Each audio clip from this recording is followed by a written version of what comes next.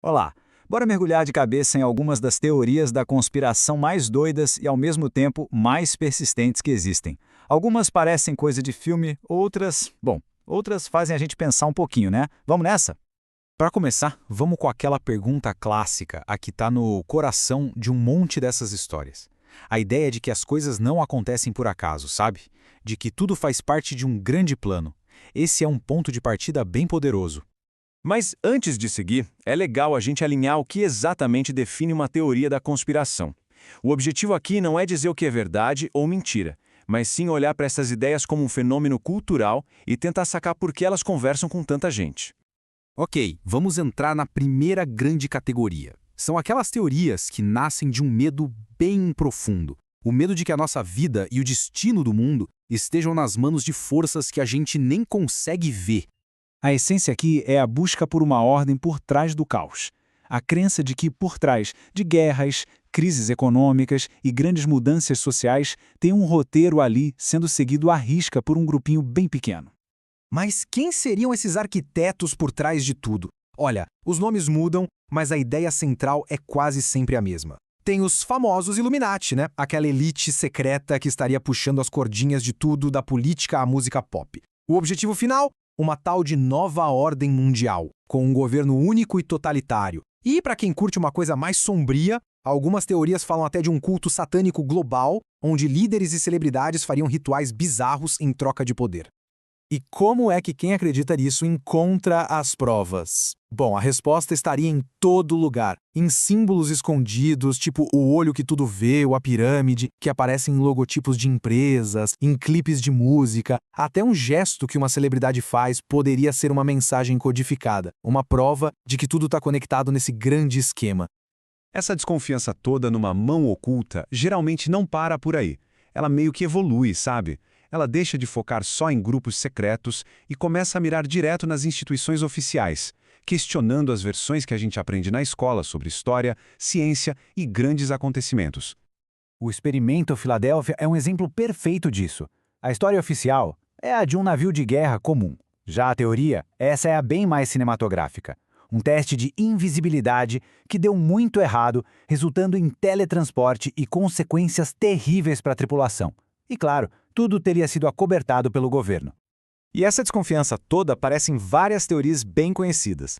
Já ouviu aquela de que a chegada do homem à Lua foi na verdade uma superprodução de Hollywood dirigida pelo Stanley Kubrick? Ou que a gente vive numa terra plana e a NASA esconde a verdade? Tem também a dos chemtrails, que diz que aqueles rastros de avião são químicos para controlar a população. E até que a mudança climática é só um plano para criar mais impostos. O fio que conecta todas elas é um só. A versão oficial não é a real. Isso leva a gente para uma ideia que é, ainda mais perturbadora. E se a conspiração não for só sobre mentir a respeito do passado, mas sobre esconder um futuro melhor? Só para manter o controle e o lucro? A lógica aqui é bem forte. Pensa na teoria de que a indústria farmacêutica esconde curas baratas e naturais. Afinal, a frase "pacientes curados não dão lucro" faz um certo sentido, né? Ou a ideia de que projetos como o HARP não são para pesquisa, mas sim armas secretas que podem controlar o clima. O motivo por trás disso tudo seria sempre o mesmo: poder e dinheiro.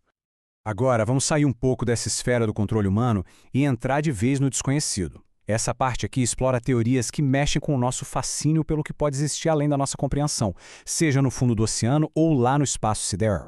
Olha só esse número. É de cair o queixo, né? Mais de 80% dos nossos oceanos são um completo mistério.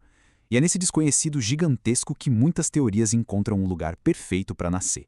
Se a gente mal conhece o nosso próprio planeta, o que será que pode estar escondido por aí? As respostas que dão para essa pergunta são fantásticas.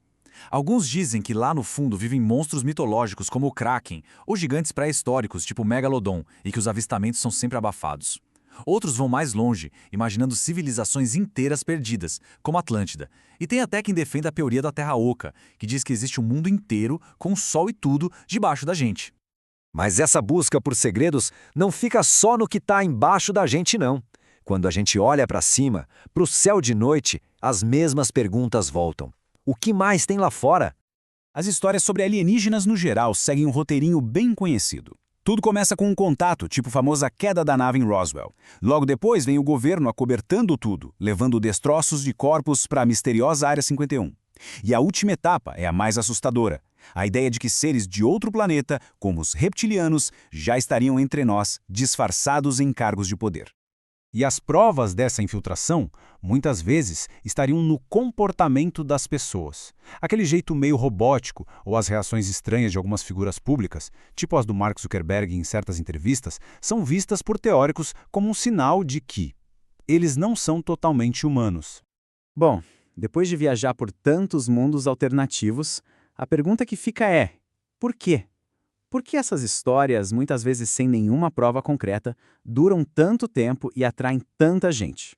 A resposta talvez esteja dentro da nossa própria cabeça. Pensa bem, o mundo hoje é complexo, rápido e muitas vezes bem caótico. No meio desse turbilhão de informação e incerteza, uma teoria da conspiração oferece uma coisa muito valiosa, uma explicação simples que faz sentido. Ela pega o caos e transforma num plano, pega o que é aleatório e transforma num roteiro com vilões e heróis.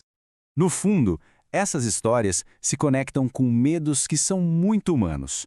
O medo de se sentir impotente, só uma pecinha num jogo gigante, o medo do desconhecido que parece aumentar a cada dia e talvez o mais forte hoje em dia, o medo de estar sendo enganado por quem deveria estar no comando. Essas narrativas dão voz a essas angústias. E aqui está o grande paradoxo da coisa toda. Acreditar que uma elite secreta e malvada controla tudo é bem assustador, certo? Mas, para muita gente, isso é mais confortável do que a outra opção, a de que ninguém está no controle. A ideia de que coisas terríveis, crises e tragédias simplesmente acontecem, por acaso, pode ser muito mais apavorante. Então, para a gente fechar, fica essa reflexão no ar. Talvez a popularidade dessas histórias não seja exatamente sobre aliens, curas secretas ou sociedades ocultas. Talvez seja um sintoma de algo maior, um reflexo da nossa desconfiança nas instituições, do excesso de informação e da nossa busca por algum sentido no mundo que parece cada vez mais fora de controle. A pergunta final não é se as teorias são reais, mas sim o que a existência delas diz sobre o mundo em que a gente vive hoje.